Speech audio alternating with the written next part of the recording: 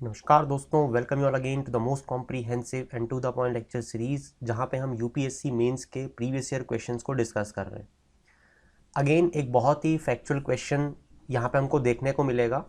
मैं आपको पहले ही बता दूं कि इस क्वेश्चन को आप पूरी तरीके से आंसर कर पाते हैं अगर आपने आरटीआई अमेंडमेंट एक्ट का वो वीडियो देखा होता, जिसमें हमने पूरी बात करी थी कि किस तरीके से आरटीआई में अमेंडमेंट करने की सरकार कोशिश कर रही है, जो डायरेक्टली इंफॉर्मेशन कमिश्नर की पोस्ट को अफेक्ट कर रही है। Now let's see how the question read as, और फिर मैं आपको सीधे डायरेक्ट कर दूंगा उस वीडियो पे और उसके थ्रू आप इसको आंसर कर पाएंगे। Recent amendments to the Right to Information Act will have profound impact on the autonomy and independence of the Information Commission। तो अगर इंफॉर्मेशन कमिश्नर पे या फिर मैं बोलूँ चीफ इंफॉर्मेशन कमिश्नर पे अगर अफेक्ट पड़ेगा तो इंफॉर्मेशन कमीशन पे भी अफेक्ट पड़ जाएगा। क्लियर?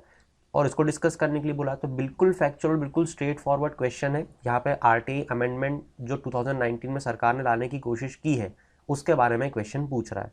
तो चलिए मैं आपको न्यूज़ आर्टिकल भी दिखा देता हूँ और इसके बारे में सारे प्रोविजंस भी बता देता हूँ। दोस्तों, बात करने की कोशिश करेंगे आज राइट टू इंफॉर्मेशन एक्ट 2005 के बारे में, क्योंकि इसने अपने 15 साल पूरे कंप्लीट कर लिए हैं। तो यहां पे हम इस 15 साल में इसने क्या क्या अचीवमेंट्स किए हैं उसके बारे में बात करने की कोशिश करेंगे, क्योंकि ये तो हम सब जानते हैं कि this particular act has empowered millions of citizen, जिसके थ्रू वो अपने राइट्स को एसर्ट कर सकते हैं, पावर को एसर्ट कर सकते हैं और लोगों के सामने सच को ला सकते हैं। ये एक बहुत ही वाइब्रेंट ग्रास रूट मूवमेंट था राइट टू इंफॉर्मेशन एक्ट का, जो कि न सिर्फ एजुकेटेड इलाइट के थ्रू किया गया था but with the help of working poor across the country, जिससे कि एक हिस्टोरिक लॉ हमारे सामने आया, जो कि यूपीए गवर्नमेंट की सबसे बड़ी उपलब्धि मानी जाती है 2005 में। Right to information supreme court के द्वारा फंडामेंटल राइट अपहेल्ड किया जाता है under article 19 of the constitution, जो कि सिटीजन को right to free speech and expression guarantee करता है। तो सुप्रीम कोर्ट का यहां पे आर्टिकल 19 को मद्देनजर रखते हुए यह मानना है कि विदाउट रेलिवेंट इंफॉर्मेशन लोगों के पास यह पावर नहीं होती कि वो अपना ओपिनियन और अपने एक्सप्रेशंस को सेट कर सके, क्योंकि जब तक उनके पास ये नॉलेज नहीं होगी कि सरकार किस तरीके से काम कर रही है, और वो नॉलेज जब तक नहीं आएगी जब तक वो उनसे सवाल पूछ सके with the help of right RTI act, जब तक वो अपना ओपिनियन फॉर्मुलेट नहीं कर सकते। इस कारण से डिसीजन मेकिंग प्रोसेस में ये आरटीआई एक्ट बहुत इंपॉर्टेंट है।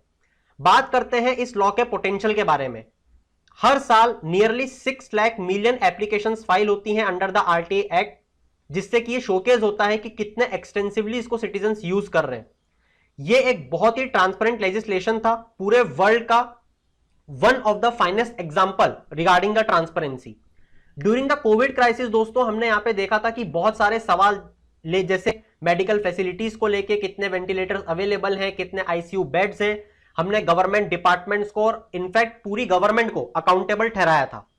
साथ ही हम बहुत बार सवाल पूछते हुए दिखते हैं in the delivery of food grains की किस तरीके से आप सोशल सिक्योरिटी बेनिफिट दे रहे हो, जो कि शोकेस करता है the tremendous potential of this particular law. और इसी कारण से इस आरटीआई एक्ट का यूज करके बहुत से करप्शन केसेस को हमारे सामने लाया गया। इसको यूज करके हम डायरेक्ट पब्लिक अथॉरिटीज को बड़ी बड़ी, जिसको हम आज तक क्वेश्चन नहीं कर पाते थे, वो क्वेश्चन कर पाते हैं। यहां तक कि हम प्राइम मिनिस्टर्स ऑफिस को भी क्वेश्चन कर पाए पीएम केयर्स फंड के लिए कि आपने इसका पैसा कहां लगाया। हालांकि वो एक अलग इशू है, क्यों नहीं बताया गया, वो कैसे ट्रस्ट था, प्राइवेट, वो हम सब छोड़ते हैं अभी, मगर हम उस पर क्वेश्चन कर पाए। हमने देखा कि it has the potential and this RTI act has created 1.3 billion whistle blowers and auditors, जिसने कि सिटीजन को फर्दर क्वेश्चन करने के लिए एम्पावर किया, सरकार से हम क्वेश्चन कर पाए, उनको अकाउंटेबल ठहरा पाए।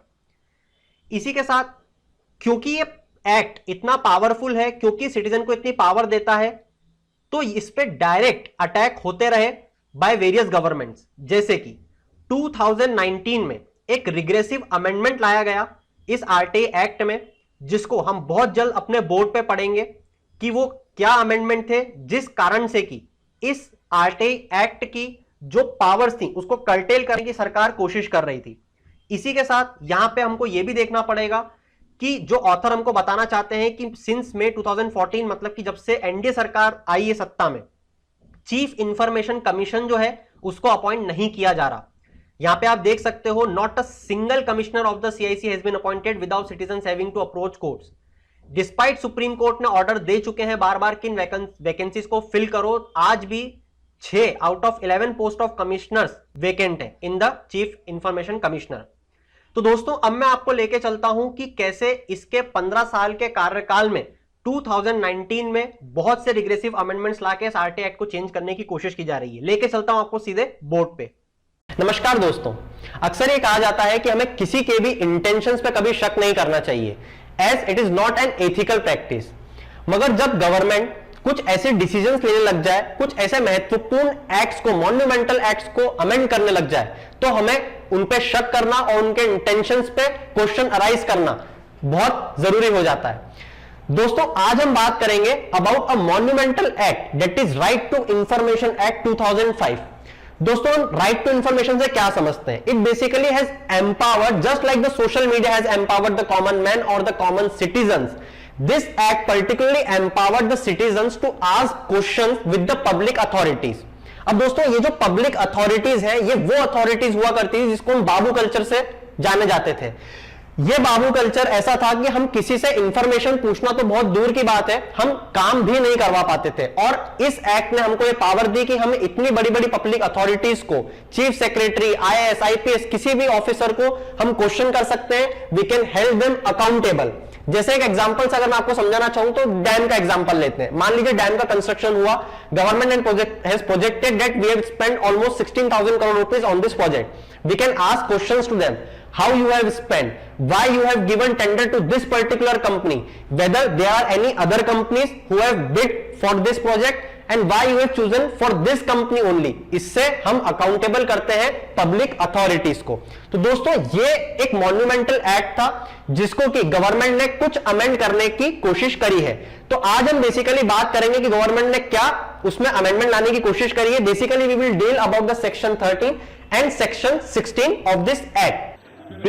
This amendment is meant to bring about institutionalization of RTI Act, streamlining of RTI Act and ease of delivery। जैसा कि हमारे मिनिस्टर जितेंद्र सिंह जी ने कहा कि ये एक बहुत ही प्रोसीजरल अमेंडमेंट्स हैं जो कि इसको बेहतर बनाने के लिए किए जा रहे हैं। तो दोस्तों आज हम देखेंगे इस एक्ट को क्या वाकई में ऐसा किया जा रहा है। अब हम सबसे पहले देखते हैं दोस्तों इसमें चेंजेस जो हुए हैं वो बेसिकली हुए हैं चीफ इंफॉर्मेशन कमिश्नर और स्टेट इंफॉर्मेशन कमिश्नर्स की पावर, सैलरीज और अलाउंसेस को लेके। तो सबसे पहले तो हमें इनका स्ट्रक्चर, मतलब कि ऑर्गेनाइजेशनल स्ट्रक्चर, कि ये लोग किस ऑर्गेनाइजेशनल स्ट्रक्चर में काम करते हैं, इनके क्या फंक्शंस होते हैं, इस एक्ट में जो पहले से थे हमें वो पढ़ना होगा। तो चलिए वो देखते हैं। देखिए सबसे पहले तो इसका ये क्वेश्चन कहीं पे भी आ सकता है कि ये स्टैट्यूटरी बॉडी है या कॉन्स्टिट्यूशनल बॉडी है। तो दोस्तों ये फॉर्म हुई थी from the official gazette notification. इस एक्ट में जब आया था तो इस नोटिफिकेशन के थ्रू ये चीफ इंफॉर्मेशन कमिश्नर की पोस्ट फॉर्म हुई थी। अब दोस्तों ये जो नोटिफिकेशन है इसके थ्रू सीआईसी और एसआईसी बनते हैं। सीआईसी का यहां पे मतलब है चीफ इंफॉर्मेशन कमिश्नर, एसआईसी का यहां पे मतलब है स्टेट इंफॉर्मेशन कमिश्नर। ये एक बहुत छोटा सा एक मैं व्यू दे रहा हूं आपको कि कैसा स्ट्रक्चर होता है, ये कैसे काम करते हैं। और आज का जो बेसिक मुद्दा है हमारा मुद्दा है कि इसको अमेंड क्या कर रही है गवर्नमेंट। चलिए चलते हैं जल्दी से।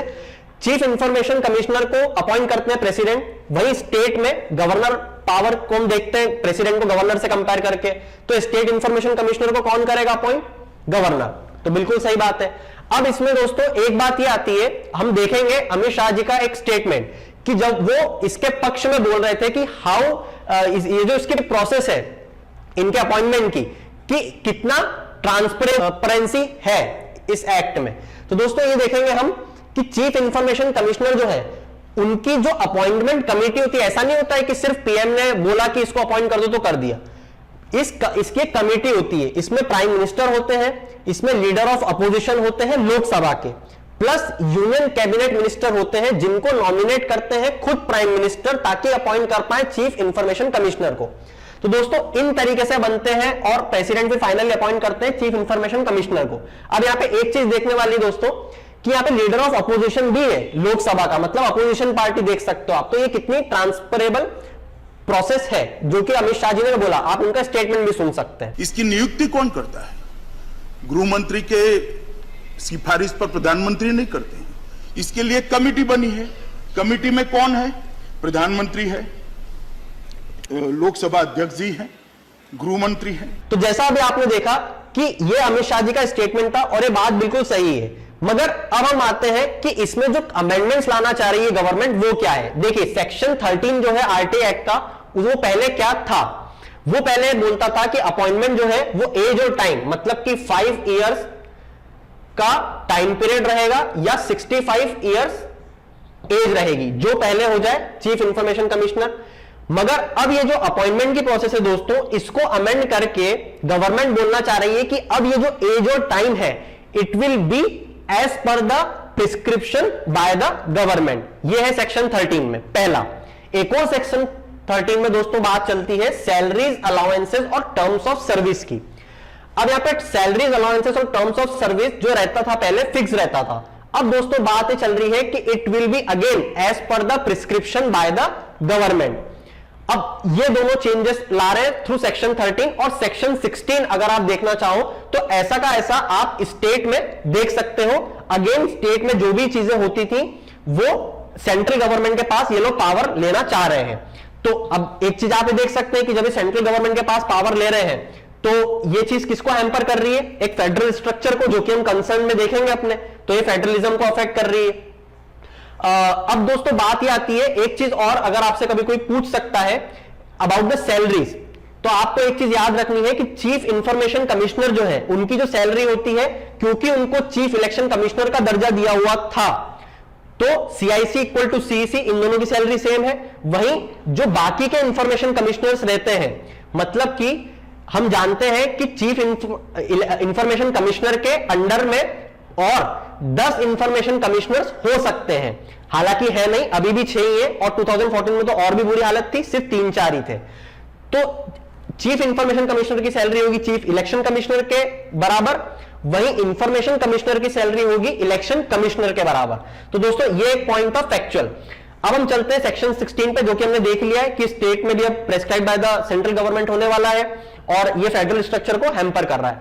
अब दोस्तों ये जो बात है, ये गवर्नमेंट क्या क्लेम कर रही है? जैसा कि अभी हमने देखा कि जितेंद्र मिश्रा जी ने बताया कि हम इसको इंस्टीट्यूशनलाइजेशन करने की, मतलब कि एक बेहतर स्ट्रक्चर तैयार करने की, बेहतर फंक्शनरी बनाने की और काम कर रहे हैं। दूसरा दोस्तों रिजल्ट ओरिएंटेड, जैसा कि हम जानते हैं कि बहुत सारी एप्लीकेशंस फाइल होती हैं to get the information about the public authorities, their decision. तो दोस्तों इसको हम और रिजल्ट ओरिएंटेड बनाने की कोशिश कर रहे हैं कि ज्यादा से ज्यादा लोग इसका लाभ उठा पाए, ऐसा गवर्नमेंट का क्लेम है। उसी के बाद में दोस्तों यहां पे जो एक क्लेम है गवर्नमेंट का, वो बहुत ही क्रूशियल पॉइंट है हमारा, जो हमको समझना चाहिए। क्या है? ध्यान से सुनिएगा। चीफ इंफॉर्मेशन कमिश्नर जो है, अभी हमने बात करी कि उसको किसका दर्जा दिया हुआ है जब सैलरी में बात कर रहे थे, चीफ इलेक्शन कमिश्नर का। चीफ इलेक्शन कमिश्नर को हम कैसी पावर्स देते हैं एज कंपेयर टू जज ऑफ सुप्रीम कोर्ट। मगर दोस्तों यहां पे एक चीज देखने वाली है कि हम चीफ इंफॉर्मेशन कमिश्नर को, जो कि हम चीफ इलेक्शन कमिश्नर की जैसी पावर दे रहे हैं, जिसको कि हम फर्दर जज ऑफ सुप्रीम कोर्ट के जैसे देखते हैं। मगर यहां पे जब चीफ इंफॉर्मेशन कमिश्नर है, इनके या फिर इन पर हम हाईकोर्ट में चैलेंज कर सकते हैं चीफ इंफॉर्मेशन कमिश्नर को, तो ये तो गलत हो जाएगा ना। मतलब हम जिस व्यक्ति को पावर दे रहे हैं जज ऑफ सुप्रीम कोर्ट की, आप उसके डिसीजंस को चैलेंज कर पा रहे हो इन हाई कोर्ट। तो दोस्तों गवर्नमेंट ने बोला कि ये चीज तो गलत है, ऐसा नहीं होना चाहिए, जिसपे कि हमारे मिनिस्टर्स ने बहुत सारे क्वेश्चंस भी उठाए हैं। तो दोस्तों एक तो पॉइंट ये था। अब दूसरा पॉइंट ये है कि यहां पे जो चीफ इलेक्शन कमिश्नर है वो कॉन्स्टिट्यूशनल बॉडी है। उसी के बाद में चीफ इंफॉर्मेशन कमिश्नर जो है, जैसे हमने ऊपर देखा हुआ एक्ट के थ्रू बनी है, ऑफिशियल गैजेट नोटिफिकेशन, तो ये एक स्टैट्यूटरी बॉडी है। तो दोस्तों इसकी सैलरीज और पावर सेम नहीं होना चाहिए, गवर्नमेंट का ऐसा क्लेम है, जिसपे कि देखिए हमारे शशि थरूर जी का क्या कहना है। Now the minister claims that a statutory body cannot enjoy the same salary as a constitutional body. Not true, sir. For instance, this government notified the tribunal, appellate tribunal and other authorities rules of 2017. As per these rules, the chairpersons of tribunals get a salary of 2.5 lakhs. whereas the salary of a Supreme Court judge, as per Section 12A of the Supreme Court Judges Act 1958, is also 2.5 lakhs. So this government itself has equated the salaries of a statutory body with that of a constitutional body. तो दोस्तों ये थे शशि थरूर जी का कहना इन सब बातों पे। तो बेसिकली अब हमने इसमें क्या समझा कि इसमें जो हमारे कंसर्न्स है वो क्या है। वो हमारे कंसर्न्स है दोस्तों कि लॉयल्टी टू गवर्नमेंट, सबसे पहला पॉइंट। अब लॉयल्टी टू गवर्नमेंट कैसा, हमने देखा कि हर चीज prescribe by the central government हो रही है, तो जो व्यक्ति उस पोजीशन पे बैठेगा वो किसके लिए काम करेगा। हालांकि उसको करना चाहिए लोगों के लिए काम जो इंफॉर्मेशन चाहते हैं, मगर वो बन जाएगा पपेट ऑफ गवर्नमेंट। तो दोस्तों वो लॉयल रहेगा ज्यादा गवर्नमेंट के लिए। वो ऐसी बहुत सी इंफॉर्मेशन है जो आपको नहीं देगा। Example, national sample survey office, unemployment के 45 ईयर के सबसे लोवेस्ट रेट पे हम खड़े, मगर ये जो रिजल्ट्स है वो कब आए, जो रिपोर्ट है वो कब आई, इलेक्शंस के बाद में, जो कि पहले आनी चाहिए थी ताकि लोग डिसीजन ले सकते हैं कि हमको किस गवर्नमेंट को फॉर्म करना है। और ऐसे बहुत से डिसीजंस आपको देखने को मिलेंगे जो कि बहुत क्रूशियल रहते हैं, उनका टाइम पीरियड बहुत क्रूशियल रहता है, मगर चूंकि वो हाथ में रहता है चीफ इंफॉर्मेशन कमिश्नर के, और अगर वो पपेट बन गया तो वो इंफॉर्मेशन कभी भी मार्केट में नहीं आ पाएगी। As we also know that in the right to information act there are certain sections which prohibits, जो कि पावर देते हैं चीफ इंफॉर्मेशन कमिश्नर को कि जो आरटीआई फाइल कर रहा है उसको रिजेक्ट कर सके ऑन सर्टेन बेसिस। तो दोस्तों वो उस पे कर सकता है रिजेक्ट। उसी के बाद में इंडिपेंडेंसी, दोस्तों ये जो इंस्टीट्यूशन है ये एक बहुत इंडिपेंडेंट इंस्टीट्यूशन है जिसकी इंडिपेंडेंसी हमेशा मेंटेन रहनी चाहिए ताकि लोगों के लिए काम कर पाए। वो इंडिपेंडेंस यहाँ पे भंग हो रही है, इंफॉर्मेशन आम जनता तक बहुत इजीली नहीं पहुंच पाएगी, जो कि यहां पे गवर्नमेंट का क्लेम है। तो दोस्तों ये थी एक short story about the right to information act 2005, what the government is planning to amend in this act, and also about the organizational structure and functions of the Chief Information Commissioner and its comparison with the Chief Election Commissioner, Judge of the Supreme Court, and also how it can be challenged in the High Court, which is a concern for the government. So दोस्तों, I hope you like this lecture. Please do share with your friends, and if you have any comments regarding the next lecture which you want to hear from me, please mention in the comment box. I will try to make videos on those topics. Thank you.